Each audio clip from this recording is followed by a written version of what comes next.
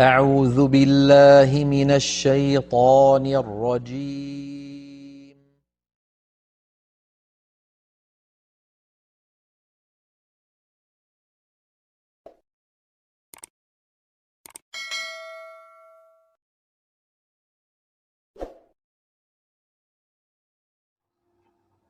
Bismillahirrahmanirrahim. Assalamualaikum warahmatullahi wabarakatuh. Innal hamdalillah wassalatu wassalamu ala Rasulillah wala haula wala quwwata illa billah. Alhamdulillahirabbil alamin, ikhwani wa akhwati fillah. Puji syukur kita haturkan atas kehadirat Allah Subhanahu wa taala yang telah memberikan kita berbagai macam nikmat, terutama nikmat sehat dan sempat, sehingga kita masih bisa berjumpa pada pertemuan kali ini untuk melanjutkan pembahasan kita, yaitu tentang ilmu tajwid. Dalam hal ini bab makharijul huruf. Salawat beserta salam selalu kita sampaikan kepada junjungan kita, suri tauladan kita, yaitu Nabi Muhammad sallallahu alaihi wasallam.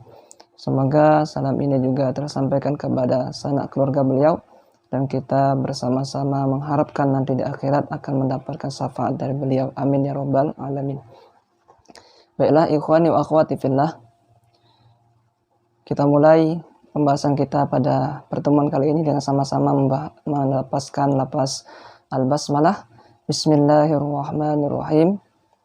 Kemudian kita langsung masuk ke makharijul huruf. Pada pertemuan sebelumnya kita telah membahas makharijul huruf yang pertama, makhraj yang pertama, yaitu al-jauf atau rongga. Nah, pada pertemuan kali ini kita akan melanjutkan pembahasan, yaitu di makhraj al-halqi. Sebelumnya sudah kami kasih gambar sedikit tentang pengertian al-halqi apa. Al-halqi artinya adalah tenggorokan. Nanti tenggorokan ini terbagi menjadi 3 bagian. Ada yang namanya aqsal halqi atau pangkal tenggorokan, kemudian wasatul halqi artinya tengah tenggorokan, dan yang terakhir adnal halqi atau bagian ujung dari tenggorokan. Baiklah, kita masuk ke bagian yang pertama dari al-halqi, dari tenggorokan, yaitu aqsal halqi. Pada pangkal tenggorokan terdapat 2 huruf. Huruf yang pertama yaitu huruf hamzah, kemudian huruf yang kedua yaitu huruf H. Nah, perlu diketahui bahwasanya aqsal halqi ini atau pangkal tenggorokan ini di area pita suara. Nanti ada perbedaan bentuk pita suara ketika menyebutkan huruf-huruf yang terletak pada pangkal tenggorokan, yaitu huruf hamzah dan huruf H. Kita ke huruf yang pertama, yaitu huruf H. Huruf H, ketika mengucapkan huruf H, maka sebagian dari kedua pita suara kita itu terbuka dengan membuka sebagian kedua pita suara. Kemudian huruf yang selanjutnya itu hamzah. Hamzah ketika berharokat, yaitu keadaan pita suara merenggang. Jadi kedua pita suara akan merenggang ketika kita menyebutkan hamzah. Ketika diharokati a. Kemudian yang terakhir, ketika huruf hamzah sukun. Ketika hamzah sukun, maka dua pita suara kita itu menutup rapat. Jadi tadi ada 2 huruf. Huruf yang pertama H, kemudian huruf yang kedua hamzah. Ketika kita menyebutkan huruf H, maka sebagian dari 2 pita suara kita membuka. Kemudian ketika menyebutkan huruf hamzah, yaitu A, ketika berharokat, maka kedua pita suara kita membuka. Kalau H tadi sebagian pita suara kita membuka. Nah, ketika A, yaitu hamzah, maka kedua pita suara kita membuka. Adapun ketika hamzah ini atau A ini sukun, maka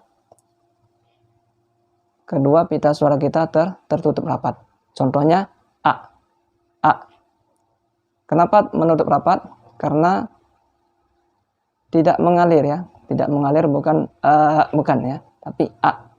Langsung terhenti dia. A. Oke, kita sekarang praktek. Yang pertama ha.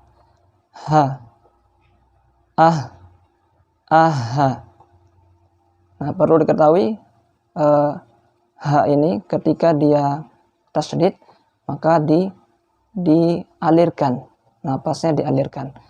Demikian ketika sukun ketika tasydid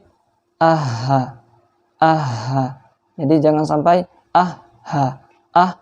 itu terputus. Jadi napasnya harus dialirkan. Itu ha. Kemudian kita praktek yang hamzah ketika dia berharokat seperti yang telah kita bahas sebelumnya di al-jauf. Ketika harokat fathah maka mulut kita posisinya terbuka, tapi tidak boleh berlebihan, nanti mempengaruhi sifat dari huruf tersebut. Yang semulanya hurufnya tipis dikhawatirkan jadi tebal. Contohnya atau nah itu tidak dibenarkan ya, keliru di situ. Jadi a-nya harus tipis. Kemudian ketika hamzah ini sukun bunyinya a. Jadi terhenti ya, bukan mengalir seperti ain bukan ya, tapi a. Contohnya di tasydid a. Oke, sekarang kita praktek lagi yang ha. Hi, hu, ih, ihi, uhu. Yang hamzah a, i, u. Ingat ketika mengucapkan harokatnya harus jelas ya, harokat a, i, u. Kemudian harokat ketika sukun a, i, u. Tidak boleh dialirkan. Jadi harus terhenti ya. A, i, u. Kemudian ketika tasydid a, i, u. Baiklah, cukup sekian pembahasan kita pada pertemuan kali ini tentang bagian yang pertama dari makhraj tenggorokan atau makhraj al-halqi. Dalam hal ini pangkal tenggorokan. Insyaallah untuk yang tengah tenggorokan akan kita lanjutkan pada pertemuan selanjutnya. Demikian, marilah kita tutup dengan sama-sama membaca doa kafaratul majelis. Subhanakallahumma wa bihamdika asyhadu an la ilaha illa anta astaghfiruka wa atubu ilaik. Billahi taufiq wal hidayah. Wassalamualaikum warahmatullahi wabarakatuh.